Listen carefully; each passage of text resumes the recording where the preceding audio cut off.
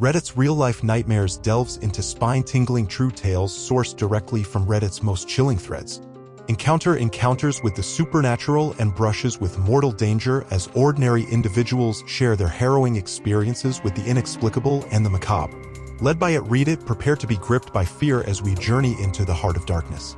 Subscribe now to confront the chilling truths hidden within Reddit's darkest corners. _take_reader. Every time I stay at my grandma's house, I hear someone walking upstairs. It starts at one side of the room, casually walks to the other and stops. This will happen maybe twice a night. I didn't start hearing it until I was about 14, when my grandparents made me start sleeping in a different room on the first floor because they starting sleeping in separate bedrooms.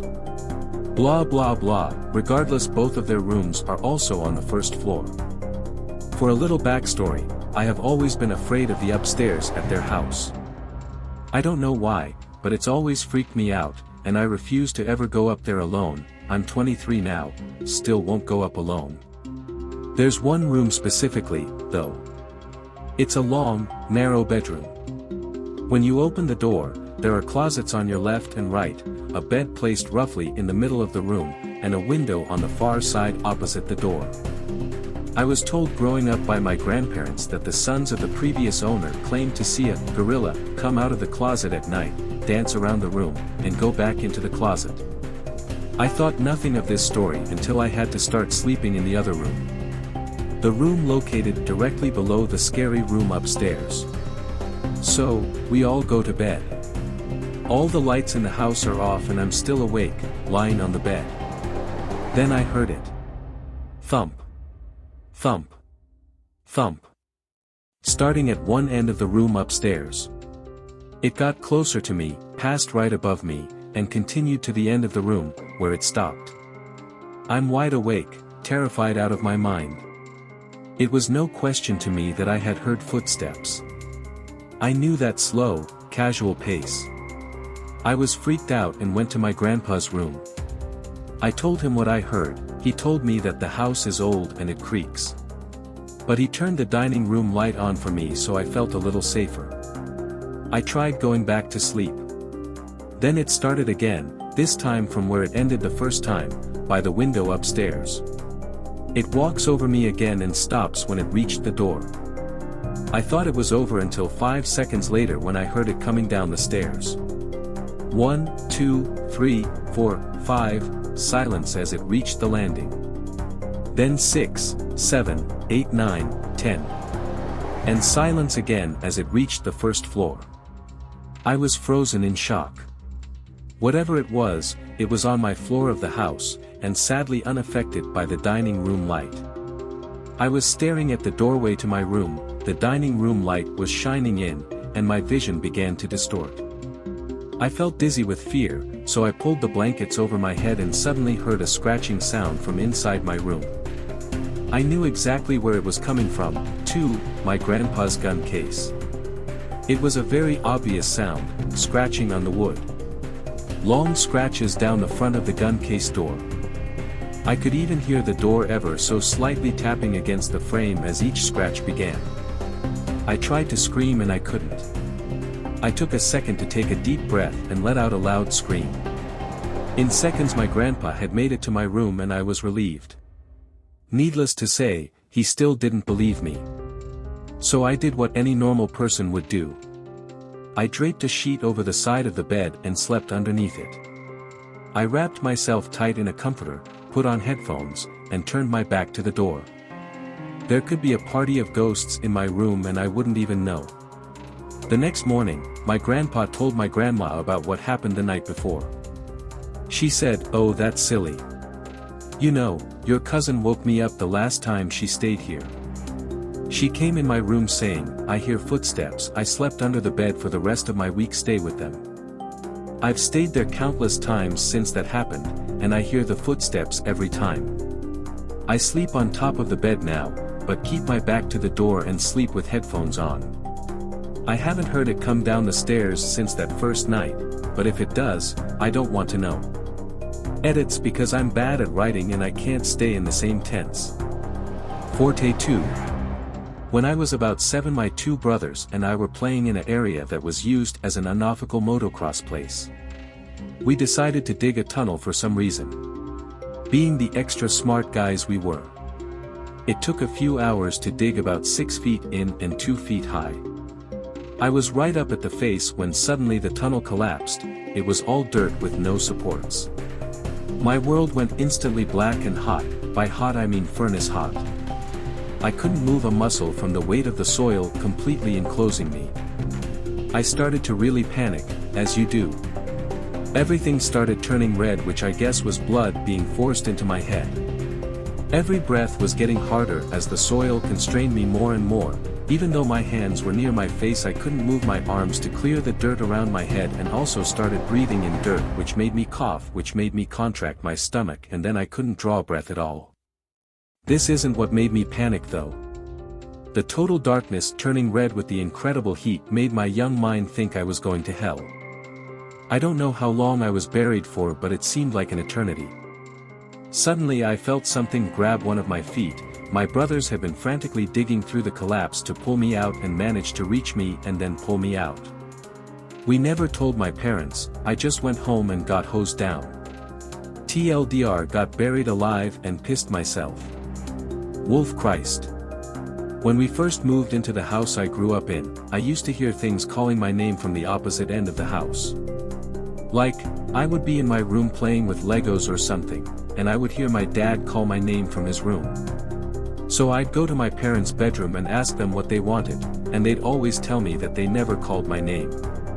Being a little kid, I honestly started to think that they were playing a joke on me, because this happened about once every couple of days. Well, one night it happened and I went to ask them what they wanted, like always. But right as I stepped into their room, I heard my mom's voice calling for me from the living room, which is all the way on the other side of the house. It was at that exact point that I knew no one was tricking me, because I was looking at both of my parents sitting in front of me. I kinda kept this to myself until my brother was diagnosed with partial narcolepsy. One of the symptoms of narcolepsy is apparently oral hallucinations, so I thought maybe I had it too. Went and got myself checked, completely fine. So I have no idea what was calling my name all those years, and I still hear it at night whenever I come visit and stay over. Stein Dickens. Okay, this is 100% true. I'm 23 now and this happened about 10 years ago, so I was probably 13 or 14. Anyway, I used to skate, board, all the time with my friends Tim and Brandon. One day, we got done skating and we decided to go to July 11th to get some food/drinks before we went home. Remember, I was only 13-14, so we weren't driving. We had skated to the 7-Eleven and were planning on skating/walking back home. Anyway, we buy our drinks and we left the store. We walked to the parking lot's exit and prepared to cross the highway. It's not a bus highway, since it's a small town. While we waited for the traffic light to turn red, so that we could cross, I looked behind me at the 7-Eleven gas pumps.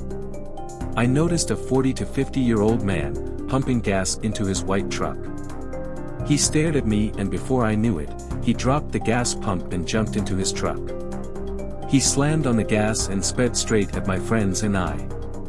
He missed us, but he grazed my arm and knocked my skateboard out of my hand. My friend, Brandon, screamed, "WTF. You fucking dick," as the man peeled out and sped into the parking lot next to July 11th. I swear to God, he drove through a ditch, which was between July 11th's parking lot and the parking lot he was in, and tried to run us over again. This is where it got bad. The three of us started running at full speed, across the highway and toward the local library, which is like 2 to 3 blocks from 7-Eleven. When we were about 1/2 a block away, I looked back and saw the maniac speeding toward us, full of rage. Brandon and Tim ran up to the library doors and I ran towards the woods. It was Sunday, so I knew the library was closed and there was a trail in the woods which led to my backyard. Meanwhile, this maniac peeled into the parking lot and hopped out of his truck. I looked behind me, before escaping into the woods, and saw him grab either a shotgun or a crowbar. I was pretty far away at this point, and I was freaking out so my vision wasn't great, from the bed of his truck. I ran all the way home. When I got to my street, my neighbor, Tim's dad, told me to get in his car because we had to go to the video store, which is where Tim's mom worked. When I got there, I found Tim and Brandon. They ran to the video store after realizing that the library was closed, and 3 cops. A minute later, my mom came in, crying her eyes out because Brandon and Tim told her they didn't know if I lived or not. Everyone had thought that I was captured. Tim told me that he saw the guy running after me, into the woods, which is scary because I thought the maniac was chasing them, not me. Anyway, he was never caught, and I spent the next 5 years worrying about every white truck I saw. Sad face. Edit, I forgot the most scary part. Angry face, my town is small, but it's not empty. There were plenty of people around, while this was going on. I felt so helpless, running for my life, while there were at least 100 people around, not doing a thing about it. Also, to be clear, we didn't provoke this man at all. He tried to hit us for no reason, and that's creepy. Brandon called him a dick, but that was after he tried to run us over. We were good kids, trying to walk home, and we almost died/got seriously hurt because of it. Surprised face. Also, bust highway equals busy highway *****. Deleted user. Posted this elsewhere, but here it goes, not me but my sister. So growing up, my sister had an imaginary friend. She said she was an older lady and she was nice and her name was EE. She talked to her and played with her, all that jazz, until she was probably 4 or so, and then it stopped. Fast forward to when my sister was about 10. My mom isn't home. She got a call to go to the nursing home for GPA, so she bolts with pops. My sister and I shared a room at the time and she was in there doing whatever and I was on the other end of the house. All of a sudden I hear the radio in our room click on, turn all the way up, turn all the way down, and go off. This happened like 3 times, so I go in there to be all like, WTF kid, knock it off, and she is sitting in our room just white as a ghost. I go over to the radio to unplug it, no plug.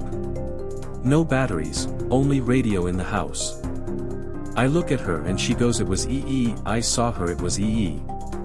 So I call mom, freaking out, and mom is so upset, apparently grandpa had just passed away. Okay, weird, I drop incident whatever. A few days later at the funeral a relative comes up to us and gives us a pic she found. My sister goes, hey, it is EE, it was a pictures of my grandparents when they got married. My grandmother died before I was even thought of, when my mom was 11.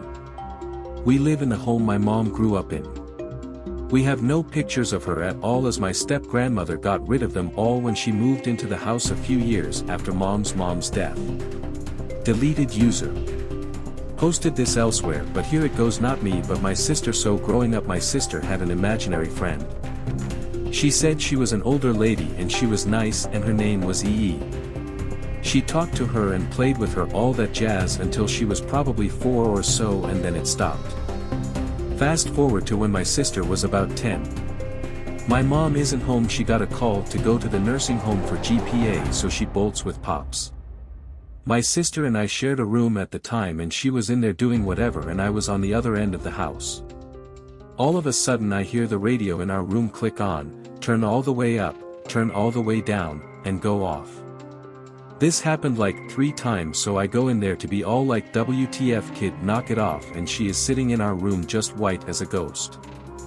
I go over to the radio to unplug it, no plug. No batteries, only radio in the house. I look at her and she goes, it was EE, I saw her, it was EE. So I call mom, freaking out, and mom is so upset, apparently grandpa had just passed away. Okay, weird, I drop incident whatever. A few days later at the funeral a relative comes up to us and gives us a pic she found. My sister goes, hey, it is EE, it was a pictures of my grandparents when they got married. My grandmother died before I was even thought of, when my mom was 11. We live in the home my mom grew up in. We have no pictures of her at all as my step-grandmother got rid of them all when she moved into the house a few years after mom's death. BM Funkster. I may have posted this before, but I don't remember. I was in high school, doing homework at the dining room table.